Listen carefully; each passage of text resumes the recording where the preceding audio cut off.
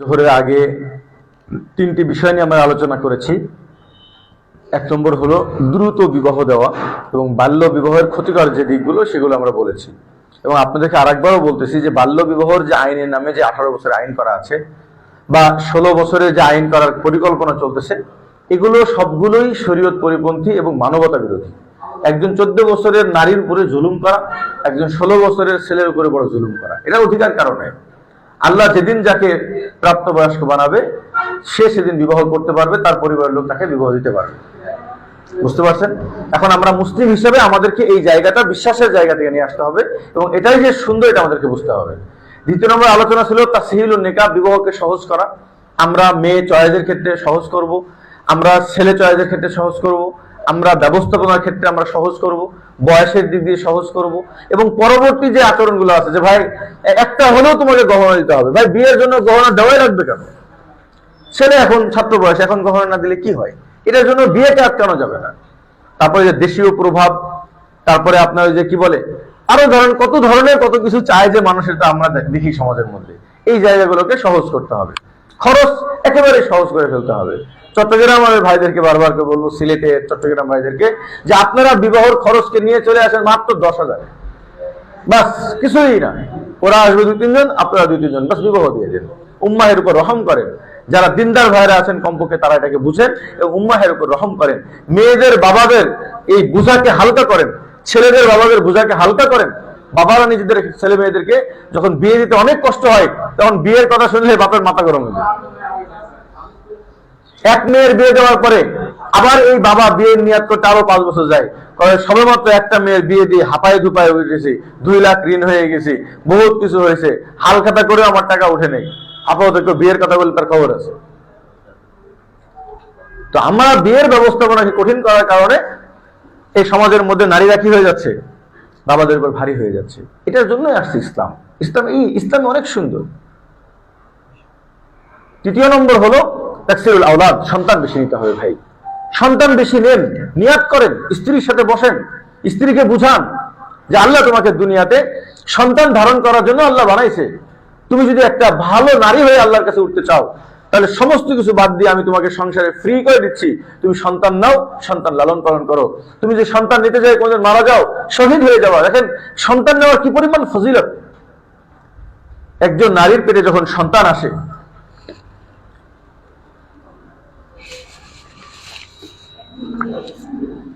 একজন নারীর পেটে যখন সন্তান আসে, যাদের যেই দিন থেকে সন্তান আসবে সেদিন থেকে সারাদিন রোজা রাখার সওয়াব পায়, সারা রাত্রি নফল ইবাদত করার সওয়াব পায়। তারা তো ভালো করে ঘুমাইতে পারে না, খাওয়া রুচি ফুরায় যায় তো আল্লাহ রোজার সওয়াব দিয়ে দেয়, ঘুম কমে যায় তো আল্লাহ তাআলা নফল ইবাদতের সওয়াব দিয়ে দেয়। হাদিসের মধ্যে আছে, যখন কোন নারী বাচ্চা প্রসব করার সাথে সাথে সে নিষ্পাপ হয়ে যায়, কায়াউমিন ওয়ালিদাতহু উম্মুহু, তার নিষ্পাপ শিশু যেমন নিষ্পাপ, সে মা এরকম নিষ্পাপ হয়ে যায়। এরকম চান্স আমাদের পুরুষের কপালে নাই, যেরকম ওয়াদাকৃত নিষ্পাপ। একটা নারী যখন বাচ্চা হয়ে যায় সে নিষ্পাপ হয়ে যায়। এই নিষ্পাপ হওয়ার সুযোগ একটা নারী চাইলে জীবনে 10 বারও আনতে পারে। বুঝতে পারছেন? নারীকে বুঝান যে তুমি নিষ্পাপ হয়ে যাবা, সন্তান বেশি নাও। নবীজি সাল্লাল্লাহু আলাইহি ওয়াসাল্লাম ওই নারীকেই বেশি ভালোবাসেন যে নারীর অধিক সন্তান। এক একটা নারীর সন্তান হবে, কোন সন্তানকে আল্লাহ কি বানাবে কে জানে। অনেকে বলে না যে নিয়ে আসে আগে মানুষ করতে হবে। ভাই মানুষ করা না করা এগুলো আমাদের দায়িত্ব, কিন্তু ফয়সালা আল্লাহ তাআলা। ইন্নাকা লা তাহদি মান আহবাবতা, আপনার কোন সন্তান হিদায়াত পাবে আর পাবে না, নূহ আলাইহিস সালাতু ওয়াস সালাম নবী হয়ে নিজের এক সন্তানকে ঈমান আনতে পারেন। সন্তানকে পুরো মুসলিম বানানোর পুরো সিকিউরিটি বাদ দিতে পারবে না। পৃথিবীতে কোনো বাবা এ পর্যন্ত সন্তান ভালো আর সিকিউরিটি দিতে পারবে? বাবা চেষ্টা করতে পারে, কিন্তু কেউ সিকিউরিটি দিতে পারবে না যে আমার সন্তান মানুষ হবেই হবে। এটা আল্লাহ তাআলার ফয়সালা। নবীর পেটে আল্লাহ তাআলা কাফেরের জন্ম দিয়েছে, আবার দেখেন কাফেরের পেটে আল্লাহ তাআলা নবীর জন্ম দিয়েছে। বাবার শুধু দায়িত্ব পুরা করবে, কিন্তু অনেকে দেখা যায় ছেলে পেলে বাপ চেষ্টা করার পরেও অনেক বাবারা এত হতাশ হয়, হুজুর জীবনটা আমার শেষ, পুরো জীবনটাকে বৃথা মনে হয়। কেন? ছেলেটা মানুষ হলো না। আমি বলছি না, এটা ভুল থিওরি। মানুষ করে ফেলার দায়িত্ব আপনার না, আপনি আপনার দায়িত্ব পুরা করছেন কিনা? দায়িত্ব পুরা করছে, বাস। এবার মানুষ না হলে যে আল্লাহর উপর ছেড়ে দিন। তার বান্দা সেই দুনিয়াতে কাফের বানাবে না মুশরিক বানাবে নাকি মুত্তাকি বানাবে, এটা তার বান্দা, তার ফয়সালা। বলেন তো, এই প্যারা যদি আমাদের মাথার থেকে নেমে যায় তাহলে বাপেদের মাথা অনেক হালকা হয়ে যাবে না? বহু বাপ আছে এই প্যারা নিয়ে ঘুরে বেড়াচ্ছে, আমার সন্তান মানুষ হলো না কেন? মারা এই প্যারা নিয়ে প্রতিদিন বাপ আর মায়ের ঝগড়া করে, তোমার সন্তান।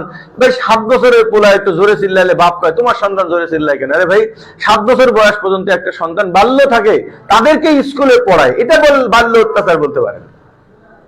7 বছরের একটা শিশুকে ধরে নিজে ক্যারিতে ভরে দেওয়া, এটাকে আমি বলবো বাল্য অত্যাচার। এটা বন্ধ করেন পারলে। ছেলেরা 7 বছর, আপনারা গবেষণা যারা করেন তারা ভালো করে দেখেন, 7 বছরের আগে সন্তানের হাতে কলম দিতে হয় না। 7 বছরের আগে সন্তানদেরকে খাতা কলমে কিছু লেখাতে হয় না। সন্তানের গ্রোথে ক্ষমতা সমস্যা হয়। এটা আমি আর্টিকেল পড়ছি, যখন আমি প্রতিষ্ঠান করি আমার প্রতিষ্ঠানে 7 বছরের আগে কাউকে আমি ভর্তি নেই না। প্রত্যেকটা জিনিসের একটা সময় আছে। একটা সন্তানকে আপনি ABCD পড়াবেন, ভিন্ন কিছু মাথায় ঢোকাবেন, তার এই মাথায় এখন ক্ষমতা আসছে কিনা? এখন দাঁত উঠে আপনার মুখের মধ্যে গোস্ত দেওয়া শুরু করছে। আর এই কারণে আমাদের বর্তমান যুগের সন্তানদের মেধায় সমস্যা হয়। এই কারণে বিশাল বড় ডক্টর, কেউ দেখা যায় কিছুই বুঝে না, কেউ ওনাকে জন্ম দিয়েছে এটাই বুঝে না, বাবা মার সাথে খারাপ আচরণ করে মাথায় কাজ করে না, নবীকে গালি দিয়ে ফেলে একজন মুসলিমের পোলার, হেদায়েত জ্ঞান নাই। এই জ্ঞান স্বল্পতার বিশেষ একটা কারণ হলো অল্প বয়সে জ্ঞানের চাপ দেওয়া। তো যাই হোক, তনহামা দাগ দাগ সুদা পুম্বা কুজা কুজা আনে আম, আমাদের সমস্যা সব জায়গায়, বলবো কয়দিকে। তো মোহতারাম, যে ব্যাপারটা নিয়ে আলোচনা করতেছিলাম, যে আমাদের ৪র্থ নম্বর যে তাআদ্দুদুন নিকাহ, এটা হলো আমাদের একটা বিশেষ ব্যাপার, যে একাধিক বিবাহ। একাধিক বিবাহের ফাজাইল মাসাইল সারা বছর আলোচনা হয়েছে, এবং এটা যে 100% জায়েজ এবং এটা অনুমোদিত, এর মধ্যে কারোর সন্দেহ আছে ভাই? এটা যে আল্লাহ তাআলা হালাল বিধান, কোন সন্দেহ আছে? এটাকে কোনোভাবেই দিল থেকে অপছন্দ করা বা কেউ করলে তাকে অত্যাচার করা, তার বিরুদ্ধে মামলা করা, তাকে কটু কথা বলা, এটা কুফরি, ডাইরেক্ট কুফরি।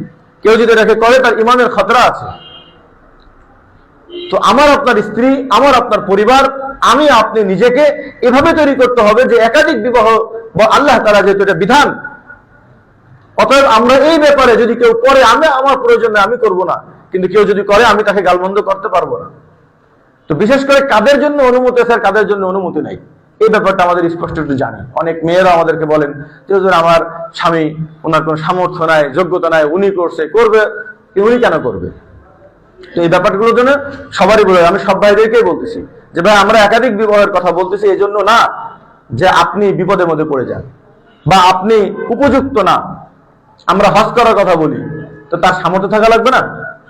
তো এই জন্য ইসলামে আসলে একাধিক বিবাহ করার সামর্থ্যের জায়গাগুলো কে করতে পারবে আর কে করতে পারবে না, শুধু এই ব্যাপারটা নিয়ে আজকে আলোচনা করব।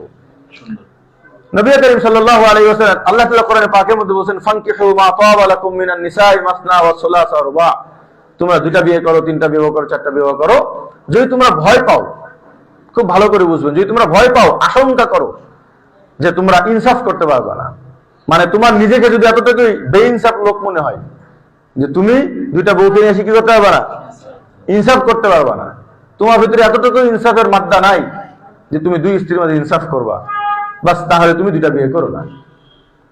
কোন মাদ্রাসায় যদি কোনো মুহতামিম সাহেব মাদ্রাসা করার সময় যদি বলে হুজুর আমি মাদ্রাসা করবো, হুজুর তো এই নসিহতটাই করবে না যে ভাই তুমি মাদ্রাসা করবা, যদি উস্তাদদের বেতন ঠিকঠাক মতো দিতে পারো, ছাত্রদের পরিচালনা ঠিকঠাক মতো দিতে পারো, তাহলে তুমি কি করবা। তো এখন বলেন, সে পারবে কি পারবে না, সে করবে কি করবে না, এটাকে আগেই কারোর ব্যাপারে ফয়সালা দেওয়া সম্ভব? তো আপনি যদি মনে করেন যে আপনি এতটুকু না ইনসাফের মানুষ, ভয় পাচ্ছেন যে আমি ইনসাফ করতে পারবো না, সে যে কোনো কারণে হোক, বা এটাও হতে পারে যে হুজুর আমার তো ইনসাফ করার নিয়াত, কিন্তু আমার স্ত্রী এমন ফিতনা শুরু করবে বা আমার এলাকার লোক এমন ফিতনা শুরু করবে, তখন হয়তো আমি ইনসাফ করতে পারবো না। হ্যাঁ, এই কারণটা আমিও জানি। এজন্যই আমরা চাচ্ছি যে সমাজের মানুষকে ঠিক করতে, যে ভাই কেউ বিয়ে করলে আপনারা অত্যাচার করেন না। আজকে আমাদের সমাজের মধ্যে দ্বিতীয় বিয়ে করে বলে না ফিতনা হয়, ফিতনা যারা বিয়ে করে তাদের ফিতনা হয় না, বিয়ে করার পরে আশেপাশের লোক ফিতনা উঠায়। ভাই একাধিক বিয়ে করলে ফিতনা হতে পারে, এরা চলাচলি করবে, আপনি ফেসবুকে গালাগালি করেন কেন? তাদের কোনো সমস্যা নাই, বুঝতে পারছেন? আর একজন হ্যাঁ হুজুর খুব খারাপ, ভাই তার 2 স্ত্রী যদি তার কাছে থাকে তো আপনি তাকে খারাপ কেন বলতেছেন? তো আমাদের দেশে যে একাধিক বিবাহ করলে ফিতনা হয়, এটা যারা বিয়ে করছে তাদের কারণে না। অনেকে বলে যে সংসার ভেঙে চলে যাচ্ছে, হুজুর আপনার একজন শ্বশুর আমাকে ফোন দিয়েছে, আপনার কারণে আমার মেয়ের শ্বশুর সংসার ভাঙতেছে। কেন? আমি তো সবসময় মানুষকে ভালো সংসার করার জন্য বলি। কেউ আমাদের কাছে তালাকের কথা বললে বলো খবরদার, তালাকের কথা বলবেন না, সংসার করেন। কয় যে আমার জামাই একটা বিয়ে করতেছে, তারপরে আমার বউ আমার মেয়ে ওখানে থাকবে না, তো দোষটা আপনার মেয়ের, জামাইয়ের তো না।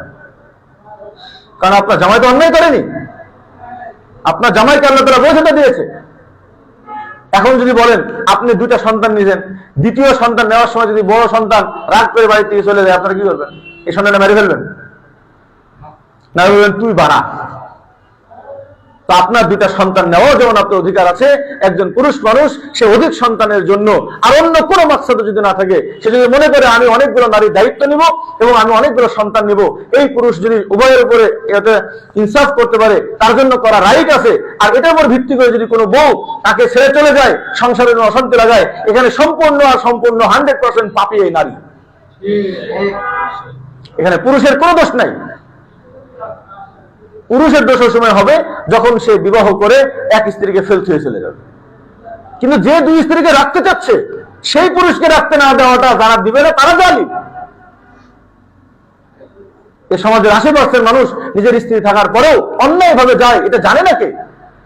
তাহলে এই সমাজে আর একজন দ্বিতীয় বিবাহ করলে তাকে নিয়ে এত মিছিল মিটিং কেন হয়? কেন? ওই শয়তান এবং তাগুতের প্রভাব বিস্তার করছে আমাদের উপরে।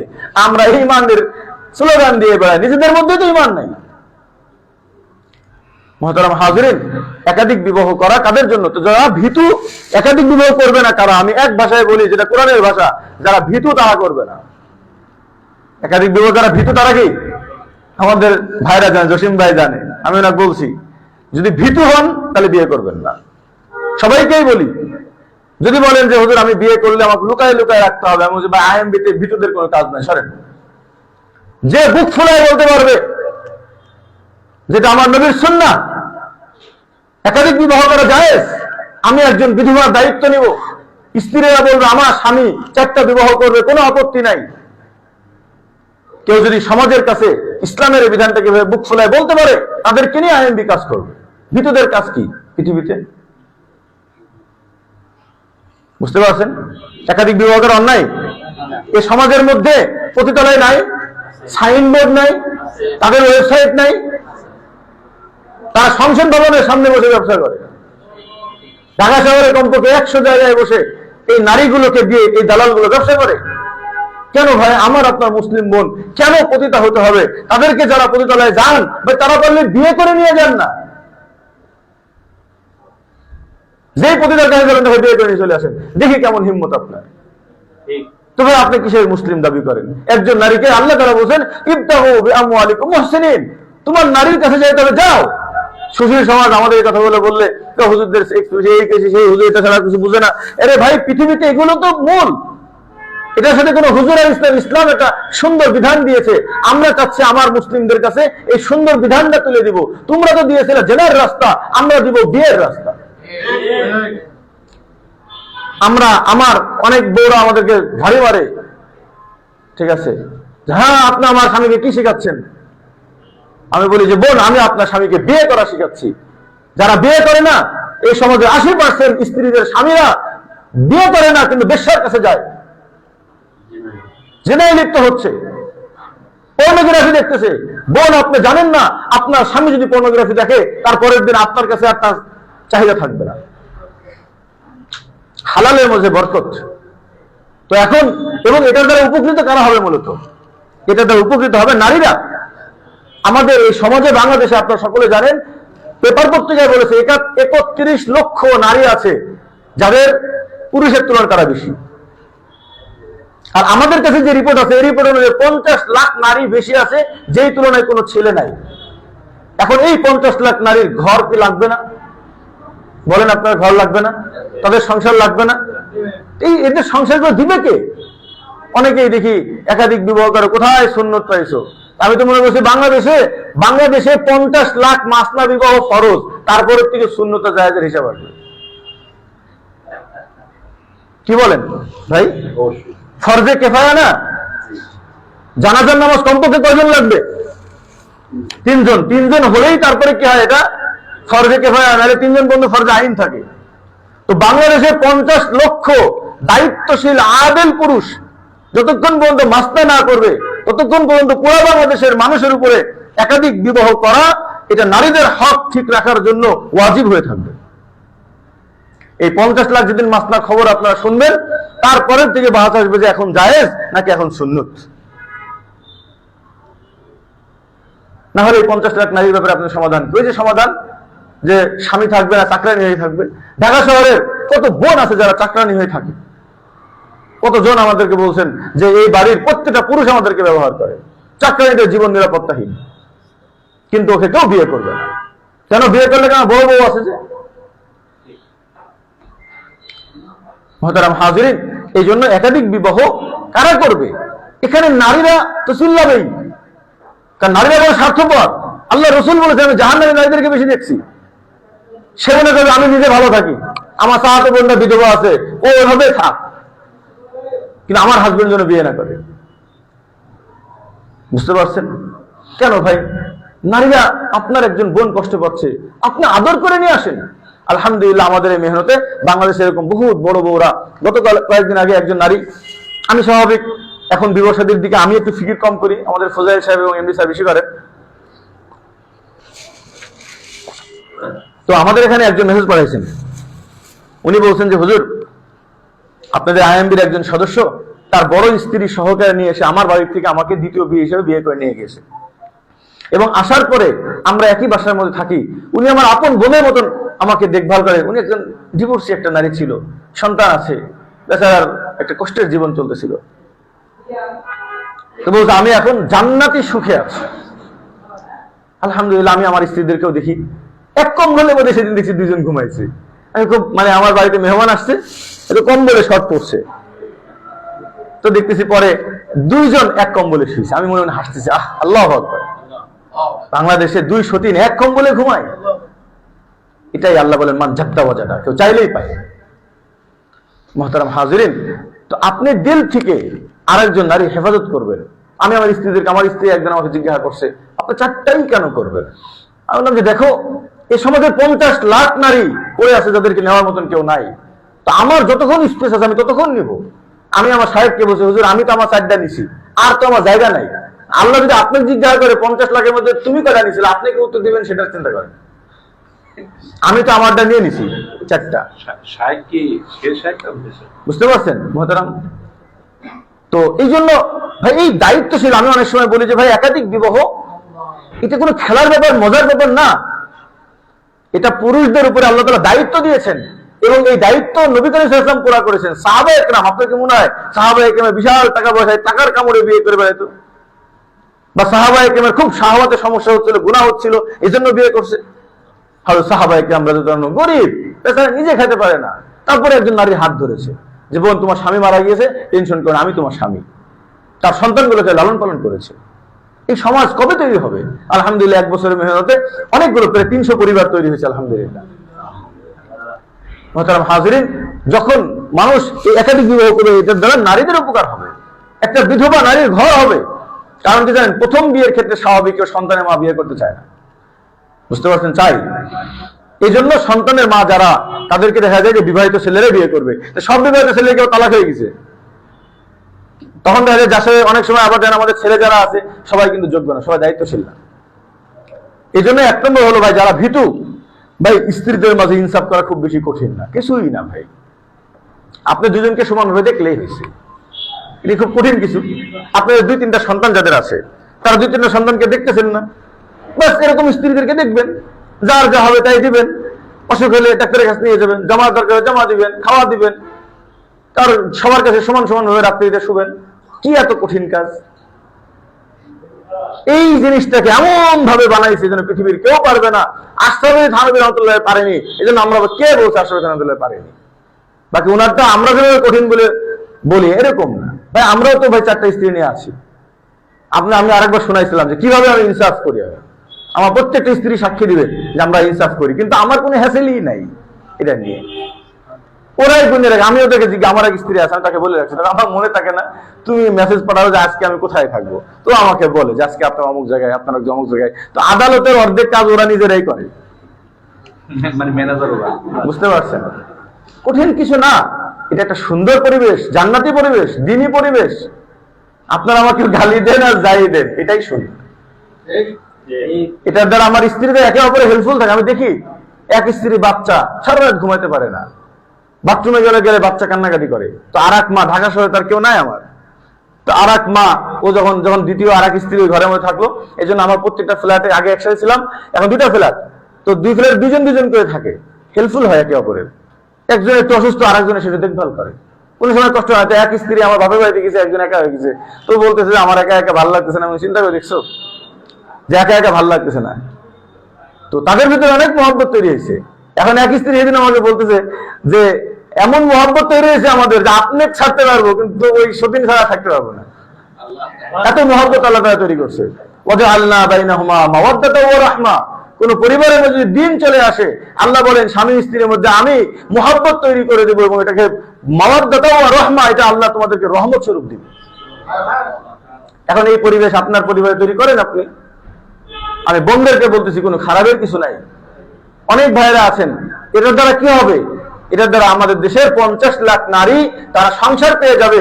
একজন নারীকে আর কোনোদিন মাঠে খাটা লাগবে না, একজন নারীকে আর কোনোদিন প্রতিদাবৃত্তি করা লাগবে না নিজের সন্তান পালার জন্য। যারা এখনো আমাদের ব্যাপারগুলোকে বুঝেন না, আর ভাই আমি আপনাদেরকে বারবার একটা কথা বলি যে ভাই ইসলামের দুশ্মনদের গালি দেখে কোনোদিন ভয় পাবেন না। তারা আমাদের ভালো কাজকে কোনোদিন বিশ্বাস করবে না, ভালো লাগবে না। ওয়ালান তারদা আনকাল ইয়াহুদা ওয়ালান নাসারা। আমার আল্লাহ তাআলা আমার নবীজিকে বলে দিয়েছেন যে কখনোই তারা আপনার উপর খুশি হবে না যতক্ষণ পর্যন্ত তাদের আদর্শে আপনি না যাবেন।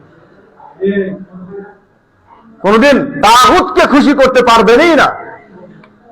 অতএব আমাদের ইসলামে যেটা আছে ভাই আমরা এটা করবো। আমাদের ভাই তোমাদের সাথে তো মারামারি নাই, বাকি আমি 4টা বিয়ে করবো, 40টা সন্তান নেবো, আমাকে ডিস্টার্ব করো না, তাহলেই হবে। যার যার ব্যক্তিগত লাইফ, আপনার এদের নিয়ে এত মাথা কামানো কেন ভাই? কত ভাই তো যাদের ইনসাফ করতে পারবে না ভাই। আর আমি আর একটা কথা বলি, শর্টকাটে বলি, তাহলে বুঝতে সহজ হবে। তো যারা ভয় করবে, যারা ইনসাফ করতে পারবে না, এতটাই ভীতু, বড় স্ত্রী এমন করেছে হুজুর স্ত্রী আমার খাবড়ায় মেরে ফেলবে, বা এমন বড় বংশের যে আমি আরেকটা বিয়ে করলে আমার সব তছনছ করে দিবে, তাহলে ভাই আপনি এসবের দিকে যায় না, আপনি ইনসাফ করতে পারবেন না। ওই নিয়ে এসে বড় বউকে আবার তালাক দিয়ে দিবে। এই ভীতুদের এখানে কাজ নাই। যারা মনে করবেন হুজুর অসুবিধা নেই, আমার ইনকাম আমার স্ত্রী আমি এস্টাবলিশ করবো, তো তাদের বিবাহ করার অনুমতি আছে। দ্বিতীয় নম্বর হলো যে যাদের সামর্থ্য নাই। এখন সামর্থ্য বলতে কি বোঝায়? ওই আপনি 50,000 টাকা ফ্ল্যাটে রাখছেন, তারপরে কবে নিজের বই চালাতে পারেন না, দাবি করতে চাই। সামর্থ্য বলতে ইসলামের যে হকটা আছে, আমি গত প্রোগ্রামে বলেছিলাম 5টা হক আছে। আপনি যদি কোনো নারীর এই 5টা হক আদায় করার পরেও হুবহু এইরকম আরো একটা নারী আদায় করার সামর্থ্য হয়, তাহলে আপনি একটা বিবাহ করতে পারবেন। অর্থাৎ বর্তমান বাজারে ধরেন একজনের 15-20,000 টাকা একজন নারীর পেছনে যদি খরচ করার মতো সামর্থ্য হয়, তাহলে সে একজন স্ত্রীর জন্য সামর্থ্যবান। যদি কারো 30,000 টাকা ইনকাম হয়, তাহলে সে 2জন নারী পালার মতন সামর্থ্য। কারো যদি 50,000 হয়, সে 3জন। যদি নিজের বাড়ি থাকে, তাহলে আমার যেমন ঢাকা শহরে 10,000 টাকা ভাড়ায় চলে যায়, নিজের বাড়ি থাকলে তো ভাই 10,000 টাকা দিবও চলে। কারণ ইমাম সাহেবরা চলে কেমনে? ও ওনারা বরকতে চলে না, বুঝতে পারছেন তো? সামর্থ্য এতটুকু। এখন কাদের কাদের প্রয়োজন দেখেন ভাই। যে সমস্ত পুরুষ ভাইরা তাদের দীর্ঘদিন বিয়ে করছে, বাচ্চা হয় না, তো এই পুরুষ ভাইদের দ্বিতীয় বিবাহ করা প্রয়োজন। এটা কোন যুক্তি দিয়ে খণ্ডন করতে পারবেন? তার তো সন্তান লাগবে, তার তো পৃথিবীতে সন্তান লাগবে, ওরস লাগবে, তো সে দ্বিতীয় বিবাহ করবে। ইসলাম এটাকে হালাল করছে। দ্বিতীয় নম্বর, অনেক ভাইরা আছেন যাদের স্ত্রীরা লম্বা সময় অসুস্থ, যেটা আপনারা অসুস্থ যারা তারা বুঝবেন, 6 মাস 7 মাস 8 মাস কাছে যাইতে পারে না, তখন এই পুরুষ ভাইগুলো এখানে গুনাহে লিপ্ত হয়। ইসলাম বলছেন তুমি আরেকটা বিবাহ করো। যে সমস্ত ভাইয়েরা স্ত্রীদের থেকে দূরে থাকে যে কোনো কারণে, যেমন বিদেশে থাকে অথবা চট্টগ্রামে 4 মাস ওখানে চাকরি করে, আবার মা বাবার কাছে একজন রাখা দরকার, অথবা ঢাকার বাড়িতে একজন রাখা দরকার, তো দূরে থাকে, এখানে বসে বসে গুনাহ করে। বউ আছে গ্রামের বাড়িতে, উনি থাকেন ঢাকায়, তো বউ রাখেন সাথে একটা, না রেখে উনি যায় হলো আরেক জায়গায়, বউ রাখেন। তো হুজুর সমাজের লোক মানবে না, তো আপনি জেনা করতেছেন, সমাজের লোক মানতেছে, তা আপনি না মুসলিম, আপনি আল্লাহকে ভয় পান। হাদিসের মধ্যে লা ইয়াজনি জানি ওয়া হুয়া মুমিন, যে জেনা করে সে কখনো মুমিন হতে পারে না। যে মুহূর্তে জেনা করবে এই মুহূর্তে ঈমান তার কাছ থেকে চলে যায়। যদি কারো জীবনে ঘটে যায়, আমরা সবাই খাস দিলে তওবা করি, তওবা করলে আল্লাহ মাফ করে দেয়। বহু যুবক ভাই আমাদের এখানে বলছেন, হুজুর আজকেই আমি খাস দিলে তওবা করছি, আর কোনদিন জিনা করবো না। আল্লাহ হালাল পন্থা দিয়েছে। এরপরে ভাই যে সমস্ত পুরুষ, আপনারা আমাদের কাছে বহুত অসংখ্য ঘটনা আছে যে নারীরা অক্ষম থাকে, ওই রকম থাকে না, তখন এই পুরুষগুলো তখন অন্য রাস্তা বেছে নেয়। তো যখন স্ত্রী ছাড়া তো আর যদি অন্য হালাল পন্থা আছে সেগুলো বন্ধ করে রাখছেন, তখন সে হারামে চলে যায়। এজন্য একাধিক বিবাহ যাদের প্রয়োজন, বোনরা অনেক সময় বুঝে না, আমি কোনোভাবে এটা মানবো না, তুমি করলে আমি চলে যাব। তো এটা ভাই তাকে তো আখেরাতের সঙ্গী হওয়া হলো না, এটা না, এটা তো সঙ্গীর কাজ না। সঙ্গী তো এটা বলবে যে ঠিক আছে, তোমার যদি আর একটা বিবাহ না করলে গুনাহ হয়, তোমার যদি কষ্ট হয়, গুনাহ না হোক, অনেকের কাছে গুনাহ হয় না কিন্তু কষ্ট হয়, অনেক ধৈর্য ধরে থাকা লাগে, বেচারা রোজা রাখা শুরু করে, কপালটা কত পোড়া, বউ হালালটাও রোজা রাখে। ওই যে এক বই আটকায় গেছে ভাই, রোজা রাখা কাদের জন্য? যাদের 4টা পর্যন্ত সামর্থ্য আছে, এরপরেও লাগতেছে তাদের রোজা। হালাল থাকতে রোজা কেন? বুঝেননি ব্যাপারটা? হালাল থাকতে রোজা রাখতে বলছে আল্লাহ রাসূল। আপনার হালাল আছে তো ওজন ব্যবহার করে, এবার আর হালাল নাই আপনার জন্য, হয় সামর্থ্য নাই, না হলে হালাল নাই, এবার আপনার রোজা রাখে। মোহতারাম হাজিরিন, অনেকে এটা তাসাব্বুরি করতে পারে না, ওনার বউ লাগে কয়টা। ভাই যারা অসুস্থ, যারা বছরকে বছর অন্যভাবে ব্যবহার করছেন, তাদের এটা বুঝে আসবে না। হয়তো একটা নিয়েই তো ধরেন হালুয়া রাখাতে যেতে অবস্থা খারাপ। এই জন্য মোহতারাম, এটা আমাদের আগামী প্রজন্মের জন্য লাগবে, কারণ আমাদের আগামী প্রজন্ম তারা অন্যায় ব্যবহার করবে না, তাদের 4টা স্ত্রী ছাড়া তাদের এই যৌবনের হালাল, তাদের এটার কোনো নিরাপত্তাই থাকবে না। আজকে এই দেশের মানুষকে যদি আপনি জেনা থেকে বাঁচাইতে চান, গুনাহ থেকে বাঁচাইতে চান, আর প্রত্যেকটা নারীর হেফাজত যদি নিশ্চিত করতে চান, তাহলে একাধিক বিবাহের কোনো বিকল্প নেই। আর একাধিক বিবাহের দ্বারা কি হবে? অধিক সন্তান হবে। আজকে বলেন যে সমস্ত নারীরা আর বিয়ে না করে জীবনটা কাটাই দিল, এই নারীদের আর কিছু না, কমপক্ষে সন্তান উৎপাদন বন্ধ আছে কিনা? হ্যাঁ, অনেক দেখা যায় না, অনেক বড় বড়, আমি খালি চিন্তা করি, অনেক সুন্দরী সুন্দরী, অনেক আমাদের আত্মীয় স্বজনের মধ্যে একটা সন্তান নিয়ে ছেলের মুখে দিকে তাকায়, আর সন্তান নিচ্ছে না। চিন্তা করি যে এইরকম একটা ফুলের মতন মায়ের পেট থেকে আরো 10-12টা ফুলের মতন সন্তান বের হবে, আর উনি এক সন্তান নিয়ে পুরো জীবন কাটাই দিচ্ছে। হায় হায়। এই জন্য ভাই একাধিক বিবাহ যাদের 1 নম্বর হলো, যাদের সামর্থ্য আছে, যারা ইনসাফ করতে ভয় পায় তারা করবে না, যারা ভীতু তারা করবে না, যারা ভয় থেকে বের হয়ে আসতে পারবে তারা করবে। তারা যদি ইনসাফ করতে পারে এবং পুরো নিয়াত থাকে, তাহলে তাদের জন্য কোনো আপত্তি নাই। নবীরা করেছেন, সাহাবা ইকরাম করেছেন, তাবিঈন করেছেন, এখনো বর্তমান যুগের উলামা ইকরাম করতেছেন। ভাই যারা এই সুন্দর রাস্তা নেবে তারা গুনাহ থেকে মাহফুজ হবে, তারা হবে, তাদের সন্তান বেশি হবে। যারা এটাকে বুঝবে না, এই সামাজিকতার সাথে চলবে, তো এই ঢন ঢন করেই কবরে যেতে হবে। তো মুহতারাম হাজিরিন, এই হলো তাআদ্দুদুন নিকাহ। 4 নম্বর আমরা নিকাহ শুয়ুখ, মুরব্বিদের বিবাহ। এটা আমাদের সমাজের অনেক বড় একটা ট্যাবু হয়ে দাঁড়াইছে, যে একজন পুরুষ হোক, একজন নারী হোক, স্বামী যদি মোটামুটি 30 পার হয়ে যায় নারীদের, বা যদি 40 পার হয়ে যায়, তাহলে এই নারীর আর এই সমাজ বিয়ে মানবে না। বিয়ে করলে তবে সি সি সি সি সি সি সি সি 40-45 হয়ে গেছে, ওই নারীর এখনো বিয়ে করতে মন চায়। অনেক নারী আছে লজ্জায় আর কোনদিন মৃত্যু পর্যন্ত কাউকে বলতে পারে না। অবশ্য এই নারীগুলো পুরোটাই যৌবনের কষ্টে ভুগে, কেউ কেউ তো অন্যায় কাজও করে ফেলে। আবার যে সমস্ত পুরুষ ভাইদের স্ত্রী মারা গিয়েছে, পুরুষের বয়স ধরেন 55-60, আপনারা তো বলেন এখানে অনেক মুরব্বীরা আছে, আমার দুলা ভাই জিজ্ঞাসা করছিলাম বয়স প্রায় 50-এর উপরে। আলম ভাই আমার তো বয়স এখন 32-33-34 চলতেছে, 55 অবস্থা হলে কি হয়? আমার বলছে মামুন, 55 বছর বয়সে আসলে আমার কাছে মনে হয় না যে আমি 1% দুর্বল হয়েছি। তো পুরুষ মানুষের কোনো আয়েসা নাই, আছে ভাই? নারীদের আয়েসা আছে, পুরুষের আয়েসা আছে? পুরুষ কোনদিন আয়েসা হয় না। পুরুষ 90 বছর বয়স, আমার এক উস্তাদে মুহতারাম, উনি যখন মারা যায় ওনার 103 বছর বয়স, আর ওনার সন্তানের বয়স 11 বছর। তার মানে ওনার সন্তান হয়েছিল ওনার 92 বছর বয়সে। মুফতি আব্দুল সালাম সাহেব চাটগ্রামে রহমতুল্লাহ আলাই, ওনার এই কিছুদিন আগে, আমি যখন 2014-তেও, উনি মুরব্বী, ওই সময় ওনার বাচ্চা হয়েছে। মুহতারাম, পুরুষ মানুষ তারা যদি সঠিকভাবে চলে, তারা যদি যৌবন অপব্যবহার না করে, আল্লাহ তাআলা পুরুষ মানুষকে এভাবেই বানান, কারণ চাষি তো এভাবে বানান যে মৃত্যু পর্যন্ত তার চাষ করতে পারবে। যেদিন থেকে চাষ আর করতে পারবে না, দেখেন সেদিন থেকে কিন্তু সাইকে পানি হয়ে যায়। তারপরে তার আবার নামাজ রোজা মাপ, মানে সদকা দিলে চলে যায়। তার মানে ওইদিকে যতদিন পর্যন্ত বাচ্চা নেওয়ার ক্ষমতা হয়নি ততদিনও নামাজ নেই, যেদিন থেকে বাচ্চা ক্ষমতা শেষ সেদিনও নামাজ নেই।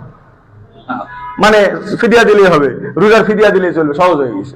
মানে যতদিন পর্যন্ত একজন পুরুষ এবং নারী বাচ্চা নিতে পারবে ততদিন পর্যন্ত এরা একটা পারফেক্ট মানুষ। তো দেখেন এই মুরব্বীগুলোর বিয়ের কথা বললেই ছেলেরা রাগারাগি শুরু করে যায়। আমাদের এখানে কত মুরব্বী এসে তাদেরকে হুজুর ছেলেবেলাকে আলেম বানাইছি, পুরা ইনভেস্ট লস। আলেম বানায় লাভ হলো কি আমার এখন বিয়ে দরকার, তার মা অসুস্থ বিছানাগত, তারা জানে, তারপর আমি বিয়ের কথা বললো বাপ একবার কাউন্টার ভাড়াই ফেলবো। আমি বললাম আপনি কি করবেন? কি করবো, আমি মুরব্বী মানুষ, রব্বির হামহুমা কামা রব্বায়ানি সগীরা। আল্লাহ তাআলা আমার দোয়াতে রব্বির হামহুমা কামা রব্বায়ানি সগীরা, আয় আল্লাহ আমার বাপ্পার উপর আপনি রহম করেন যেভাবে ছোটবেলায় রহম করছে। তো ভাই আপনার যেদিন 25 বছর বয়স হয়েছিল সেদিন তো আপনার বাবা আপনাকে রহম করে বিয়ে দিয়ে দিয়েছে। আপনার বাবার আজকে বয়স 60 বছর, সে হয়তো মুরব্বী হয়ে গেছে, আপনি এখন 30 বছরের যুবক, আপনি আপনার বাবার একটা হালাল সঙ্গী দিয়ে রহম করেন না? কিন্তু এই সময় এসে বাবার সাথে কি করে? জুলুম করে, বাবার উপরে জুলুম করে। ওয়ালা তাকুল্লাহুমা উফফিন ওয়ালা তানহারহুমা, বাবা মার সাথে উফ বলো না। উফ বলাই যদি এত বড় অপরাধ হয়, তাহলে বাবা মার বিয়ের বিরুদ্ধে গেলে কত বড় অপরাধ হয়। আমাদের সমাজ কত খারাপ। 20-এর আগে বিয়ে করলে কবে বেহায়া, আর যদি 60-এর পরে বিয়ে করে তাহলে কবে যে ভীমরতির ধরছে। ভাই বিয়ে যেমন 18 বছর বয়সে বিয়ে সুন্দর, 30 বছর বয়সে সুন্দর, 60 বছর বয়সে আমার নবী করিম সাল্লাল্লাহু আলাইহি ওয়াসাল্লাম 60 নম্বর বছর বয়সে উনি 1 বছরে 3টা বিয়ে করছেন। বুঝতে পারছেন মহতারাম? হযরতে ইব্রাহিম আলাইহিস সালাতু ওয়াস সালাম কত বছর বয়সে ওনার বাচ্চা হয়েছে। তো এখনো পর্যন্ত আমাদের সমাজে আমার নিজের আমি কতজনকে দেখেছি যাদের 60-65, যদি ওনাদের হয়তো বা স্ত্রীরা দুর্বল হয়ে গিয়েছে এই জন্য বাচ্চা হয় না, কিন্তু দ্বিতীয় স্ত্রী নিলে আবার এখান থেকে বাচ্চা হবে। মুফতি আজম রহমতুল্লাহি আলাইহি, এগুলো কোনো গোপনীয়তার কথা না, এই ইতিহাস আজকে উম্মাহের বোঝা দরকার। উনি মুরব্বী বয়সে 60 পার হয়ে গিয়েছে, উনি আবার বিবাহ করেছেন 19 থেকে 20 বছরের একটা মেয়েকে, ওখান থেকে আবার আল্লাহ তাআলা 6টা সন্তান দান করছে। বুঝতে পারছেন? তো এরকম অনেক অসংখ্য ঘটনা আছে। তো এটার দ্বারা উম্মাহের ফায়দা আছে। হ্যাঁ, কি আছে? একটু ঝগড়াঝাটি আছে, চুলাচলি আছে, একটু না করলেই হয়। এটাই খুব বহুত বড় কিছু। আপনারা জ্ঞান না করলেই হয়, শ্বশুর বললেই তো হয়, ঠিক আছে জামাই পাইরেছে আমি নাই কাপুরুষ, জামাই তো কাপুরুষ না। ছেলে করছে, বাপ বলুক যে বাপ আমি কাপুরুষ, কিন্তু তুমি তো সুপুরুষ, তুমি করছো ঠিক আছে, এখানে জ্ঞান এখানে শেষ। বাপ তখন চিন্তা করে যে আমি করি না, এটা লজ্জা পড়ছি, ছেলেকেও করতে দেবে, বাড়াতে বাড়ি থেকে। কেন ভাই? আপনি পারেননি 1-2 স্ত্রীর মধ্যে আপনি হিসাব করতে পারেননি, আপনার ছেলে যদি এটার সাহস করে তো আপনাকে বাধা দিচ্ছেন কেন? তাহলে বোঝা গেল যে একাধিক বিয়ে নিয়ে আপনারও চুলকানো আছে। যদি আপনার চুলকানি থাকে তো মনে করবেন আপনার ইমানের খতরা আছে। একাধিক বিবাহ এটা খুব দায়িত্বশীল এবং খুব সুপুরুষদের কাজ। এই জন্য মুহতারাম হাজিরিন, আমি আপনাদেরকে বলি, আর রিজালু কাওয়ামুনা আলান নিসা, যারা বাড়িতে নিজের কর্তৃত্ব খাটাইতে পারি না, যারা বাড়িতে পুরুষ না, যারা রাষ্ট্রে পুরুষ না, ভাই তাদের কাজ না এটা। পরিচালনা কমিটি হবো আমরা, সেখানে পরিচালনা ক্ষমতা চলে গেছে নারীর হাতে। আল্লাহ রাসূল লা ইয়াফলাহু কওমুন ওয়াল্লু আদবারাহুম ইলান নিসা, ওই কওম কোনদিন কামিয়াব হবে না যাদের আকবার, যাদের ব্যবস্থাপনা, যাদের সিদ্ধান্ত চলে গেছে নারীর হাতে। অনেকে বলে হুজুর আরেকটা বিবাহ করবো, বউ তো মানবে না। ভাই আপনি আমল করবেন, বউ মানবে না মানবে এটা আপনার শিক্ষা। এই প্রশ্ন আসলে কেন? স্বামীর কথায় স্ত্রী চলবে না, স্ত্রীর কথা স্বামী চলবে? এটাতে আপনারা কি বুঝান না বুঝান এটা বুঝি না, কিন্তু ইসলাম যেটা বুঝাইছে এর মধ্যে নারী নিরাপত্তা। আজকে আপনারা নারীদেরকে স্বাধীন বানাইছেন, স্বাধীন বানায় কি হয়েছে? স্বাধীন বানায় এই নারীদেরকে প্রতিটা বানাইছেন আপনারা। এই নারীগুলোকে বেকারি বানাইছেন, এই নারীগুলোকে পণ্য বানাইছেন, তাদেরকে ব্যবহার করে নিজেরা কোটি পরিমাণ, তাদের একটা নাভির ছবি নিয়ে কোম্পানির লোক কোটি কোটি টাকার মাল সেল করে। ইসলাম নারীদেরকে সম্মান দিয়েছে। নারীর সংসার করার মধ্যে, নারীর বাচ্চা নেওয়ার মধ্যেই নারীর সম্মান আছে, এখানেই মানুষের সৌন্দর্যতা। আজকে নারীদেরকে তারা চাকরানি বানাইছে, ইসলাম নারীদেরকে রানী বানাইছে, আর তাগুত নারীদেরকে চাকরানি বানাইছে। এই জন্য মুহতারাম হাজিরিন, এই একাধিক বিবাহ সবাই নিয়াত করবেন না। ভাই আপনার সামর্থ্য নাই তো দেখেন, একাধিক বিবাহ করলে যদি কারো ইয়াকিন থাকে যে আমি বিবাহ করার মাধ্যমে আমার বরকত হবে, যেটা আমার হয়েছে, সবার তো আর একরকম না হলো, আপনি নিয়াত করে পরে ইমান হারাই যাবে। এই জন্য আমি সবাইকে পরামর্শ দিই যে আপনি আরো এক স্ত্রী চালানোর মতন ক্ষমতা হওয়ার পরেই আপনি করেন। আর আমি আমার স্ত্রীকে বলছি, দেখো 2টা বিয়ে করছি, এখনো বরকত অত আসতেছে না, আরেকটা করি। ঠিক আছে করেন। পরে আরেকটা করছি, এখনো হচ্ছে না, পরে আরেকটা করি, 4টা করছি, বরকতের দুয়ার খুলে দিয়েছে। আর ওই প্রথম জন, এর আগে তো টাকা পাইতো না, এখন প্রথম জন সহকারে সবাই বরকত পাচ্ছে। তো এরকম যদি ইয়াকিন কারো থাকে, তার ব্যাপারটা ভিন্ন। কিন্তু স্বাভাবিক, আপনার যে সামর্থ্য আছে, আপনার একজন স্ত্রী আছে, এরপর যদি আপনার কাছে মনে হয় আপনি খুব ভালো আছেন, কোনো গুনাহ হচ্ছে না, তাহলে আপনার জন্য করা সুন্নত। তাহলে আপনার জন্য করা কি সুন্নত। আপনি একজন নারী যদি হেফাজতের নিয়াতে করেন, মানে আপনার কোনো সমস্যা নাই, আপনার সামর্থ্য আছে, কিন্তু গুনাহ হয় না, শুধুমাত্র যদি আপনি একজন নারীর দায়িত্ব নেওয়ার জন্য, একজন অসহায়ের পাশে দাঁড়ানোর জন্য বিয়ে করেন, তাহলে এটা আপনার জন্য কি হবে? সুন্নত হবে। আর যদি কোনো ভাইয়ের সামর্থ্য থাকে, কিন্তু তাও নিজেকে গুনাহ থেকে বাঁচাতে পারতেছে না, পর্নোগ্রাফি দেখতেছে, জেনা করতেছে, তার জন্য দ্বিতীয় বিবাহ করার সামর্থ্য থাকলে ফরজ। অনেকে বলেন না কোনটা সুন্নত কোনটা ফরজ, আজকে ব্যাপারটা খুব বলি, বুঝতে পারছেন? আর মুবাহ, যার সামর্থ্য নাই, সে যদি মনে করে যে এটা করে আল্লাহ ইয়াকুন ফুকারা ইউগনিহুমুল্লাহু মিন ফাজলি, যে করলে আল্লাহ বড় লোক হবে, এই চান্স মেরে যদি কেউ করে, তার জন্য মুবাহ হবে, সমস্যা, কারণ না যায় না। কিন্তু এটা আমি কসম করে বলতে পারি যে বাংলাদেশে কোনোদিন কোনো ভাই বিবাহ করে অভাবী হয় না, চাই সেটা 1 বিয়ে হোক বা সেটা 4 বিয়ে হোক। কিন্তু যারা 4টা বিবাহ করেছেন, তাদের একটা হিস্ট্রিতে আপনারা শুনেন, কেউ বিধবাকে বিয়ে করে, কেউ ডিভোর্সিকে বিবাহ করে, কেউ গরিবের মেয়েকে বিয়ে করে, কেউ এতিমকে বিবাহ করে, কেউ আবার তার অনেক সুন্দর মেয়েও পায়, কেউ কালো মেয়েও পায়। এটা তার তাকদীরের ব্যাপার। মুহতারাম হাজিরিন, এই জন্য একাধিক বিবাহ করা এটা দায়িত্বশীল পুরুষের কাজ, এটা একজন নারীর দায়িত্ব নেওয়া। কিন্তু এটাকে তাগুত এবং তারা কি করে, এটাকে লুচ্চামি বলে প্রচার করে ফেলছে। এটা লুচ্চামি একটা জিনিস, এবার বিয়ে করা লুচ্চামি। এখন যখন আল্লাহর হালাল বিধানকে লুচ্চামি বলে ফেলছে, এখন এই পুরুষগুলো ওই সামাজিক লুচ্চামি থেকে বাঁচাইতে যায় খাঁটি লুচ্চা হয়। সামাজিক লুচ্চা না হতে যায় কি হয়? খাঁটি লুচ্চা হয়। আর আমরা বলবো সামাজিক লুচ্চা হলে সমস্যা নাই, আমি গোপনে লুচ্চা হতে পারবো না। বুঝতে পারছেন? সমাজের লোক আমাকে হাজি সাহেব মনে করতেছে, আমি রাত্রে যাচ্ছি আর এক জায়গায়, আমি আমার কি বলে ঘরের মধ্যে বসে আমি অন্য কিছু দিচ্ছি, কিন্তু সমাজের লোক আমাকে আইম্মায়ে কেরাম মনে করতেছেন, কি লাভ এতে? আর যারা ভাই গুনাহে মাহফুজ আছেন, আপনারা একটু দোয়া করেন বাকি উম্মতের জন্য, এরা ভাই বাঁচতে পারতেছে না। তো দোয়া দিয়ে কাজ হবে না, হালাল বিধান সামনে নিয়ে আসতে হবে। এই জন্য ভাই যারা মুরব্বী হবে, আমি সারা দেশের যত মুরব্বীদেরকে বলতেছি, আপনাদেরকে আমি মুরব্বী পরামর্শ দিয়েছি যে ছেলেগুলা ঘাট ধরে বার করতে পারি। যেই ছেলে আপনার বিয়ের বিরুদ্ধে হবে, আপনার ছেলেকে বলবেন যে আমার যা জমি জায়গা আছে আর তোদের কাউকে দিব না, তোরা আমার লাইফ থেকে চলে যায়, আমি নতুন করে সংসার করবো। এটা কি ছেলে? যেই ছেলে তার বাবার বিয়ের প্রয়োজন কিন্তু বিবাহ দেয় না, তার সাথে আপনি কেন থাকবেন? নিজে বেঁচে পড়ে বাপের নাম। আমাদের সাইদ আহমদ পালনপুর রহমতুল্লাহ আলাইহি বলতেন যে সব জায়গায় গায়রত পছন্দ না। তোমার আম্মা যদি কারোর সাথে অন্যায় করে, প্রেম করে, তাহলে তুমি এটাকে ঘৃণা করবা, এটার নাম হলো গায়রত। আর যদি তোমার আম্মা কোথাও বিবাহ করতে চায়, সেটাকে তুমি দিল থেকে খুশিতে মেনে নিবা, এটার নাম ইসলামী গায়রত। কারো যদি আম্মা বিয়ে করার কারণে, শাশুড়ি বিয়ে করার কারণে, মানে শাশুড়ির বাচ্চা হওয়ার কারণে কারো গায়রতে বাধা দেয়, আপনার গায়রতে সমস্যা, ইসলামের সমস্যা না। আপনি গায়রত শুদ্ধ করেন। অনেক সময় আছে এরকম যে মেয়ে বিয়ে দিয়ে ফেললে শাশুড়িরা বাচ্চা নিতে লজ্জা পায়। অনেক আলেম জামাই পর্যন্ত, আল্লাহ তাআলা এই আলেম গুলোকে হেদায়েত দান করুক, আলেম জামাই পর্যন্ত স্ত্রীকে বলছে যে আমাদের না এখন বিয়ে হয়ে গেছে, শাশুড়ি এখন বাচ্চা নেওয়ার দরকার কি, আমার লজ্জা লাগে। আস্তাগফিরুল্লাহ। এটা তো ভালো জিনিস। শাশুড়ির যতদিন বাচ্চা হবে ততদিন শাশুড়ি নেবে, শাশুড়ির মেয়ে যতদিন বাচ্চা হবে ততদিন শাশুড়ি মেয়ে নেবে, সমস্যা কোথায়? সব গায়রতকে আল্লাহ তাআলা কি করেন না? পছন্দ করেন না।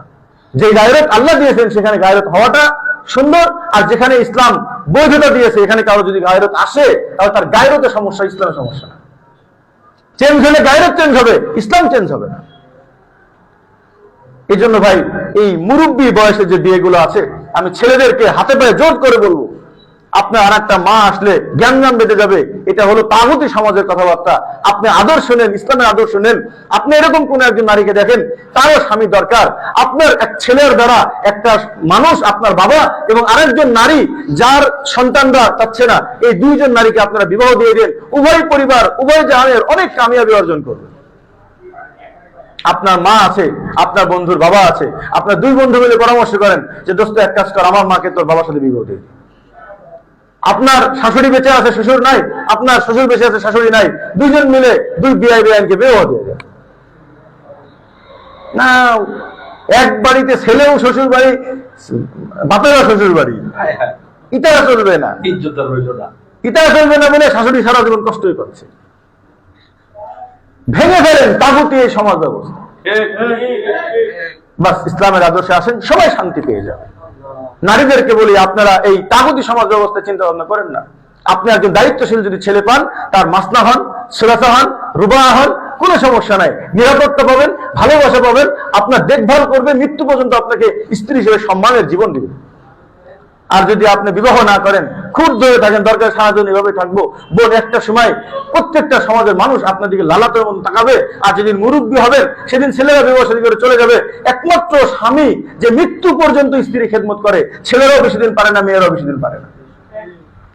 এই জন্য প্রত্যেক নারীদেরকেও বলবো, যেহেতু অনলাইনে বয়ান চলতেছে, বাংলাদেশের অনেক নারীদের কাছে পৌঁছাবে যে বোন, আপনি যে ছেলে পেলে মানুষ করার জন্য জীবন শেষ করে ফেলতেছেন, আপনি ছেলে পেলে মানুষ করেন, এটা নিয়ে আপত্তি নাই, কিন্তু নিজের একজন জীবন সঙ্গী নেন, আপনার স্বামী আপনার মৃত্যু পর্যন্ত আপনার পাশে থাকবে। এই সমাজের লোক দুটা সন্তান হলে বলে কি, দুটা সন্তানের মুখে দিক তাকে আর বিয়ে করা দরকার নেই। আবার কারো কারো অনুমতি হলো খুঁজে বেড়াই, এমন কোন ছেলে আছে যার বউ মরে গেছে, বউ চলে গেছে। ভাই, বউ মরে গেছে, বউ চলে গেছে, এই ছেলে কয়টা আছে সমাজে? আর যাও আছে তার 90% আবার বাকিরা করে ফেলে, কারণ 30 লাখ তো এমনি বেশি আছে। কিন্তু যদি এখানে আল্লাহ বিধানটা নেওয়া হয় যে ঠিক আছে, আমার বোন বিধবা, দেখেন হযরত ওমর রাদিয়াল্লাহু আনহু, ওনার মেয়ে আপনার ডিভোর্স হয়েছে, উনি যে প্রস্তাব দিয়েছে কাকে? আবু বকরকে। ওইখানে আবু বকরের দুটা স্ত্রী আছে, তিনটা স্ত্রী আছে, যে আমার মেয়ে ডিভোর্সে হয়েছে, আমি যদি ক্ষুব্ধ হয়ে থাকতো, আমি ওমর আমার মেয়েকে কারো ওয়াহেদা ছাড়া দিব না, তাহলে আল্লাহ রসুলকে পেতে না। আপনারা যদি কারো মাস্টার দিতে পারেন, তাহলে যোগ্য যোগ্য জামাই পাবেন। অনেক সময় হয় না যে এক চাচার জামাই হয়েছে হেবি সুন্দর, কোটিপতি, ওনার গাড়ি বাড়ি, শালিরা যে ওনার কাছে, কেন ভাই? তাহলে এক কাজ করেন, 4 চাচা 4টা মেয়ে দিতে নিতে হয়েছে, তাহলে ওনার সার্ভিস আপনারা পুরো বাড়ির লোক পাইলেন, কি সমস্যা? বড় ভাইয়েরও শ্বশুর, মেজো ভাইয়েরও শ্বশুর, সেজো ভাইয়েরও শ্বশুর, ছোট ভাইয়েরও শ্বশুর, ওনার কোটি কোটি টাকা আছে, এক ভাই খালি খাওয়ার দরকার কি? 4 ভাই আত্মীয় হয়ে যান, উনি 4 ভাইয়ের জন্য শ্বশুর হিসেবে আপনার আপ্যায়ন করবে, তাদের কোনো সমস্যা নাই। বলেন তো, সহজ রাস্তা না? আপনি দেখেন ইসলাম কি বলে। হযরত আলী রাদিয়াল্লাহু তাআলা আনহু, ওনার যে 9 নম্বর স্ত্রী, ওই স্ত্রী যখন বিবাহ করছেন, ওই স্ত্রীর আরো 2টা বোন আছে। হযরত হাসান রাদিয়াল্লাহু তাআলা একজন কে বিয়ে করছে, হযরত হুসাইন রাদিয়াল্লাহু তাআলা আরেক বোনকে বিয়ে করছে। আপন বাপ ভাই, সকলে ভাইরা ভাই। এটা ইসলামের সৌন্দর্য। বিয়ে যত সহজ হবে, তত মানুষের জীবন সহজ হবে। আর এজন্য আমাদেরকে বুঝতে হবে, ইসলাম, আল্লাহ তাআলা বলছেন, যে গায়রে মাহরাম তাকে নিয়ে তুমি সিরিয়াসলি ভাবো, যার সাথে পর্দা করা ফরজ তাকেই বিবাহ নিয়ে তুমি ভাবতে পারো, কোনো সমস্যা নাই। আপন চাচি, অনেক সময় বয়সে ছোট চাচি, চাচা মারা গিয়েছে, এই বিধবা চাচি বছরকে বছর সময় কাটাচ্ছে, ভাতি যারা, তাদেরকে বিবাহ করলে কি সমস্যা? বুঝতে পারছেন? আপন ভাই, তার ভাবি কষ্ট পাচ্ছে, সে এক বউ নিয়ে আছে, সে তার ভাবিকেও বিবাহ করেনি, তাহলে ভাবির একজন স্বামী হলো, কয়ে যে আমরা তার দেখভাল করি, ভাই আপনি তার বাজার ঘাট করে দিতে পারেন, তার যখন মাথাটা যন্ত্রণা করবে, তার মাথা টিপে দেওয়ার মানুষটা কোথায়? আপনি আপনার বিধবা বোনকে বাজার করে দিতে পারেন, বাড়ি করে দিতে পারেন, কিন্তু সে যখন জ্বরে আক্রান্ত হবে, তার পাশে যখন খুব কাছে একটা মানুষ লাগবে, সেই রাত্রিতে কে থাকবে তার কাছে? আল্লাহ তাআলা বলেন, হুন্না লিবাসুল লাকুম ওয়া আনতুম লিবাসুল লাহুন্না, নারীরা তোমাদের পোশাক, তোমরা নারীদের পোশাক। ভাই, পোশাক এই জন্যই বলা হয়েছে, মৃত্যুর 1 মিনিট আগ পর্যন্ত পোশাক লাইফ থেকে চললে, লাইফ থেকে সরে গেলে মানুষের যেমন লজ্জা লাগে, মানুষের জন্য নিরাপদ থাকে না, ঠিক একেবারেই মৃত্যু পর্যন্ত একজন পুরুষ, তার পাশে একজন হালাল সঙ্গী লাগবে, আর একজন নারী, তার মৃত্যু পর্যন্ত একজন হালাল সঙ্গী লাগবে। নাহলে একজন 50 বছরের নারী, সে যখন স্বামীর পাশে হেঁটে যায়, তার মর্যাদা একরকম থাকে, আর যখন একা একা যায়, তখন শয়তানরা তার পাশে বেরিয়ে যায়। একজন নারী 40 বছর যদি বয়স হয়, আর সে যদি একা একা রাস্তা দিয়ে হাঁটে, শয়তানের দোষর যারা আছে না, বদমাইশ পোলাপান তার পিছনে লাগে, আর ভিতরে 40 আছে না 35 আছে, তত টের পায় না। কিন্তু যদি পাশে স্বামী থাকে, মনে করবেন এই নারীর আশেপাশে আর কেউ আসবে না। আমি একদিন রাস্তায় হাঁটতেছি, আমার স্ত্রী আমার এই হাতের মধ্যে হাত দিয়েছে, আমি মুফতি সাহেব, তুমি এরকম করলে কেমন অশালীন লাগে আমার কাছে, তুমি পাশাপাশি থাকো। তো বলতেছে যে না, আমি দেখছি, আমি আপনার পাশাপাশি থাকলে অনেক ছেলে দেখি গায়ে ধাক্কা মারতে আসে, যদি আমি আপনাকে হাত দিয়ে রাখি, ওরা দেখি সাইড কেটে যায়, কারণ বাই চান্স কিছু হলে স্বামী ধরে তো পিটাবে। এটা একটা বাস্তবতা যে একজন নারীর পাশে তার স্বামী পৃথিবীর সব থেকে বড় ঢাল। সে চাই 45 বছরের নারী হোক, চাই সে 60 বছরের নারী হোক। একজন 60 বছরের নারী, তার যদি স্বামী না থাকে, সে সমাজের কাউকে জোর গলায় কোনো কথা বলতে পারবে না। কিন্তু 60 বছরের নারীর পাশে যদি তার স্বামী থাকে, তার গায়ে জোর থাকে কত। স্বামী কয় তুমি এটা করে নিয়ে এসে দিবা, কোনো কথা নাই। স্বামী না থাকলে কাকে বলবে?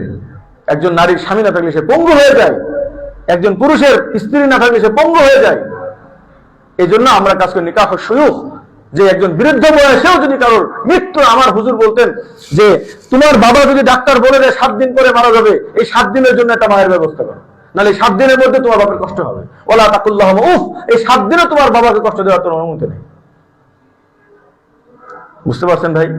এই জন্য আমরা পুরো দেশকে এটা মেসেজ দিতে চাচ্ছি যে এই তাগুতি সমাজ ব্যবস্থা বের হয়ে আসেন। আপনার মা যদি থাকে, ছেলেরা নিজ দায়িত্বে নিজের মায়ের বিয়ে দিতে, ওনার মৃত্যু পর্যন্ত। আপনার সাথে সম্পর্ক খারাপ হবে কেন? আপনি জানবেন ওটা মায়ের বাড়ি, ভাই আপনি তো শ্বশুর বাড়িতে যান, আপনার মা ওই বাড়িতে থাকবে, কি সমস্যা? আর যদি বলেন না মাকে আমরা ছাড়বো না, তাহলে এমন এক ভাইকে বলেন যে আপনি যেহেতু মাস না, আমার মাকে নিয়ে যায়েন না, আপনি আইসেন, হয়ে গেল। কিন্তু মাকে যে বিয়ে দিচ্ছেন না, আমার বাপের পাশে আমি আর কাউকে সহ্য করতে পারবো না, এটা বলে বলে নিজের মাকে মৃত্যু পর্যন্ত কষ্ট দেয় সন্তানগুলো। আবার আর একজন বলে যে আমার মায়ের সাথে আমি আর কোনো পুরুষকে দেখতে পারবো না। এক মেয়ে বলতেছে, তোমার মায়ের সাথে আর কোনো পুরুষকে তুমি দেখতে পারবে না, আর তোমার মা কষ্ট পাবে। এই জন্য ভাই একাধিক বিবাহের দ্বারা এই সমস্ত সমাজের সবার এই যে গ্যাঞ্জাম হবে, ফাসাদ হবে, বা কেউ বিয়ে করে ইনসাফ করে না, আমরাও বলতেছি তাদের জন্য করার অনুমতি নেই। কিন্তু যারা ভালো করে থাকবে, যারা ইনসাফ করবে, তারা করলেই এই সমাজের উপকার হবে। আমাদের 6 নম্বর কাজ হলো নিকাহুল আরমালা। আরমালা মানে ভাই অসহায় নারীদের। আরমালা শাব্দিক অর্থ হলো মাল্লা জাওজালাহা, যার স্বামী নাই, মানে আগে বিয়ে হয়েছিল, যেটাকে আমরা বিধবা বলা হয়, ডিভোর্সি বলা হয়। এছাড়াও আমাদের সমাজের মধ্যে অনেক অসহায় নারী আছে, যারা গরিবের মেয়ে, বাবা নাই, এতিমের মতন ঘুরে বেড়াচ্ছে, কালো, একটু বেটে, বা একটা হাতে সমস্যা, নখ কেটে গেছে। তো আমরা ভাই এই মেয়েগুলোকে বিবাহ করতে হবে। নবী করিম সাল্লাল্লাহু আলাইহি ওয়াসাল্লাম বলেন, মান তাযাওয়াজা লিল্লাহ আলবাসাহুল্লাহু তাজাল মালিকি ইয়াউমাল কিয়ামা। যে ব্যক্তি আল্লাহর জন্য বিয়ে করবে, আল্লাহ তাকে কাল কিয়ামতের ময়দানে বাদশাহের মুকুট পরাবে।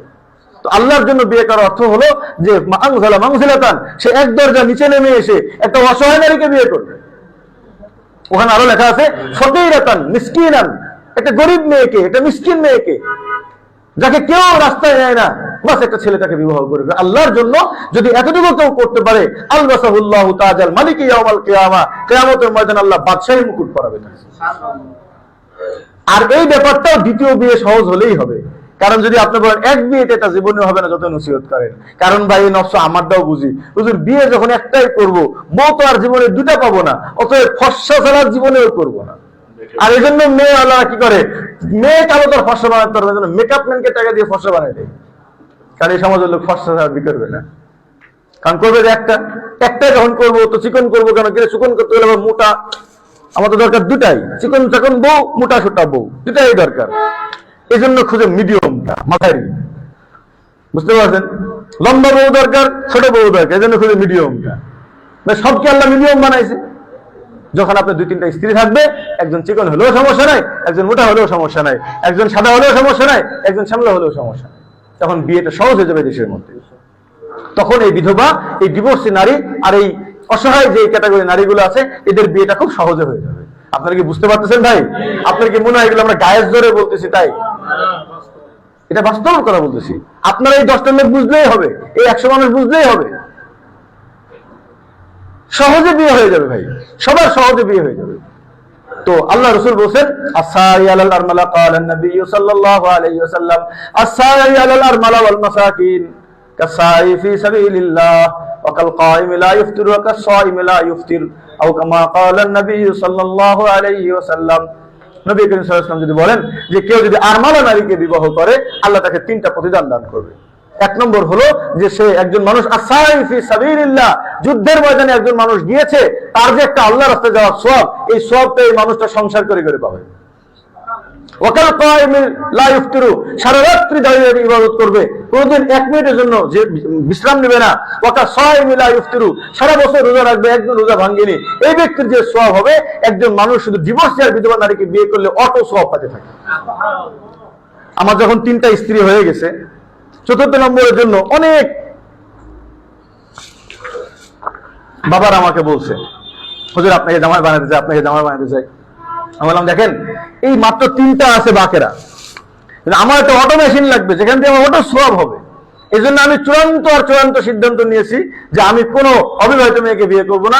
আমি হয় বিধবা আর না হলে ডিভোর্সি, সন্তান থাকলে আরো বেশি ভালো হয়। তো বলছে কি জন্য এরকম জিদ ধরছেন কেন? আমি বললাম দেখো, আমি তো এতগুলো বিয়ে করছি, আমি তো এত বেশি রোজা রাখতে পারি না, এত বেশি নফল ইবাদত করতে পারি না।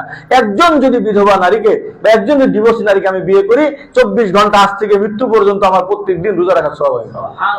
আপনার বিশ্বাস না হলে আমার এই হাদিসটা বিশ্বাস হয়, তাই আমি করছি। আপনার বিশ্বাস হলে আপনি করেন।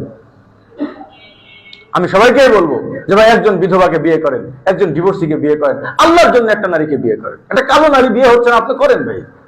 4টার মধ্যে একটা কালো করেন, একটা ন্যাংরা করেন। আমাদের এক ভাই একটা বউ, একটা অন্ধ নারী। আচ্ছা বলেন তো, এই নারীটার কি শরীরে কি ক্ষুধা লাগেনি? এই নারীটা কেউ বিয়ে করে না কেন? হুজুর একটা বলেন তো, যে একটা বউ রাখবে সে করবে বা কেমনে কোন? কিন্তু যদি আপনার 3টা নারীর যদি 4টা বিবাহ যদি অনুমতি থাকতো, তাহলে আমরা বলতে পারতাম যে ভাই একটা তো আপনি খুব সুন্দরী দেখে করছেন, আর একটা নারী ভাই আপনি আল্লাহর জন্য করেন। তখন সে চিন্তা করবে ঠিক আছে হুজুর, অসুবিধা নাই, আমার তো 2টা বউ আছে, একটা অন্ধ বউ থাক, সবাই মিলে ওকে দেখভাল করবে। যদি একাধিক বিবাহ যদি চালু থাকে, তাহলে এই বিধবা এবং ডিভোর্সি নারীগুলোর বিয়ে খুব দ্রুত হয়ে যাবে। আর যেই কারণে আইএমবি মাত্র 1 বছরে প্রায় 400-র কাছে প্রায় 380 জনের উপরে নারী বিবাহ হয়ে গেছে, এবং দূর দূরান্ত থেকে বিবাহ হয়েছে এরকম খবর আসছে প্রায় 1000-এর উপরে। হ্যাঁ, এতগুলো বিবাহের মধ্যে সবাই তো আবার একরকম না, কারো কারো একটু ডিস্টার্ব তো হবেই। এটা প্রথম বিয়েতে যেরকম হয়, দ্বিতীয় বিয়েতেও হবে, এটা কোনো ম্যাটার করে না। এর দ্বারা কি হবে? পুরুষরা হেফাজত হবে, নারীরা কি হবে? হেফাজত হবে। মুহতারাম হাজিরিন, আল্লাহ তাআলার কোনো বিধান আমাদের জন্য অনুপকারী না, বুঝতে পারছেন? এই জন্য আপনারা চেষ্টা করবেন বিধবা ডিভোর্সি নারীদেরকে সহজে বিয়ের ব্যবস্থা করা, সন্তানগুলোকে লালন পালন করার মতন মানসিকতা রাখা। ইতিমের মাথায় হাত দিলে হাতের নিচে যত চুল থাকে সমস্ত চুলগুলো কি হয়ে যায়? মাফ হয়ে যায়। আর আমি বোনদেরকে বলবো যে আপনারা এই সুন্দর বিধানের পাশে থাকেন, আপনারা সাপোর্ট করেন আপনার স্বামীকে। আপনি এটার বিরুদ্ধে গেলে আল্লাহ নারাজ হবে। এটার কারণে যদি আপনার স্বামীকে ছেড়ে চলে যেতে চান, আপনার উপর আল্লাহর লানত পড়বে, মানুষের লানত হবে, পুরো দুনিয়ার লানত হবে। আপনার এই না মেনে নেওয়াটা একজন নারীকে ঘর দেওয়া থেকে বিরত রাখতেছে। আজকে যদি বাংলাদেশের কমপক্ষে 50 লক্ষ মেয়েরা, নারীরা যদি এটা বলে ঠিক আছে অসুবিধা নাই, আমার হাজবেন্ড যদি আরেকজন নারী হেফাজত করে তাহলে আমার কোনো আপত্তি নাই, তাহলে আমি খোদার কসম বলি এই বাংলাদেশে আর একটাও প্রতিটা কোনদিন থাকবে না। এই বাংলাদেশে আর কেউ এই বাংলাদেশে কোন নারীদেরকে ভারতে পাচার করতে পারবে না। বিদেশে কাজ করতে যায় নারীরা, কেন যাবে? আপনারা বিয়ে করেন না তো যাবে না তো করবেন? আপনার বিয়ে করে খাওয়ান, যাবে কেন? আল্লাহ তাআলা আমাদের সকলকে বোঝার তৌফিক দান করেন। তো এই 6টা ব্যাপার নিয়ে আমরা আলোচনা করি। আমরা চাচ্ছি সমাজের মধ্যে এই ব্যাপারগুলো মানুষ বুঝুক, ইসলামের এই বিষয়গুলোকে মানুষ বুঝুক, ইসলামের থিওরিগুলোকে মানুষ বুঝুক। এর দ্বারা যে যে মানবে তার কি হয়ে যাবে ভাই? উপকার হবে। যে যত দেরিতে মানবে তার উপকার তত দেরিতে শুরু হবে। অনেক ভাই আমাকে, যে আমাদের জসিম ভাইকে আমি বলছি, ভাই আরো কয় বছর পরে করবেন? হুজুর আরো 1 বছর পর। আমি 1 বছর পিছাই গেলে। আমি অনেকে বলছি ভাই আরো 3-4 বছর পরে করেন। 3-4 বছর পরে গেলে বাচ্চা তো হবে আরো 1 বছর পরে, তার মানে এমনি 4 বছর পিছাই গেছি।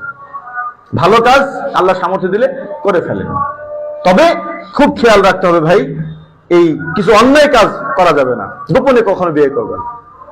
আপনার আগে শক্তি তৈরি করেন, আপনাকে সাহস তৈরি করেন। কোন নারীকে গোপনে রাখলে অনেক সময় নারীরা অসহায়, তো কি করবো, ঠিক আছে আমি গোপনে থাকি, কিন্তু এই নারী কয়েকদিন পরে আর হক আদায় করা হয় না, আর মিথ্যার পর মিথ্যার। আজকে কবে যেটা সব বুঝাইতে যাচ্ছি, কালকে হুজুরের সোহবতে যাচ্ছি, তারপরের দিন বন্ধু আসছে, এই মিথ্যা বলে বলে আর এক স্ত্রীর কাছে যায়। আপনি ভাই কাকে ভয় পায় আল্লাহর সামনে মিথ্যা কথা বলতেছেন? দরকার কি? আপনি তো কোনো অন্যায় কিছু করেননি, জোর করে বলেন আপনি আমি অন্যায় করিনি, আপনি ইনসাফ করেন। আর কেউ ভাই না ইনসাফি করবেন না। বড় স্ত্রীরা একটু কষ্ট পাবে ভাই, এটার জন্য আমি আপনাদেরকে বলি যে যদি অনেক বড় স্ত্রীরা যদি পুরো দিন বুঝে যায় তারা তো হাসি মুখে করবে, আর যদি পুরো দিন না বুঝায় তাদেরকে দিন বুঝান, এবং তারা যদি একটু কান্নাকাটি করে, ওই যে কুরবানিতে জবাই করলে একটু চিল্লাবে আর কি, বুঝতে পারছেন? যেটি চিল্লাবে ওদেরকে বুঝান যে তোমার এই চিল্লানোর কারণে আরেকজন নারী ঘর পাবে না, আমার আল্লাহ সামর্থ্য দিয়েছে, আমি না ইনসাফি করবো না, আমি দুজনকেই ভালো করে রাখবো, কারণ তোমার সমস্যা কোথায়? এরপরেও যদি বলে না আমার সমস্যা, আমি থাকবো না, তাহলে ভাই এই নারীও শয়তানের পক্ষে পড়ছে। ওকে বুঝান, আল্লাহর কাছে দোয়া করেন, আল্লাহ যেন সবাইকে বোঝার তৌফিক দান করেন। এই থিওরিটা যদি মানুষ আস্তে আস্তে নিয়ে নেয়, তো দেখবেন এই সমাজের মধ্যে ফুটন্ত গোলাপে আর কোনোদিন দাগ লাগবে না। সমস্ত পুরুষরা একেবারে সতীত্ববান পুরুষ এবং নারী হবে, আর এখান থেকে আগামী প্রজন্ম তৈরি হবে। সেই প্রজন্মর হাতে, সেই প্রজন্ম ইনশাআল্লাহ ইমাম মাহাদির ব্যাটালিয়ান হবে। আল্লাহ তাআলা আমাদের সবাইকে বোঝার তৌফিক দান করেন। কারো যদি কোনো বিষয়ে প্রশ্ন থাকে, ব্যক্তিগত কোনো কথা থাকে, তাহলে ইনশাআল্লাহ আমরা আসরে পরে করবো ইনশাআল্লাহ।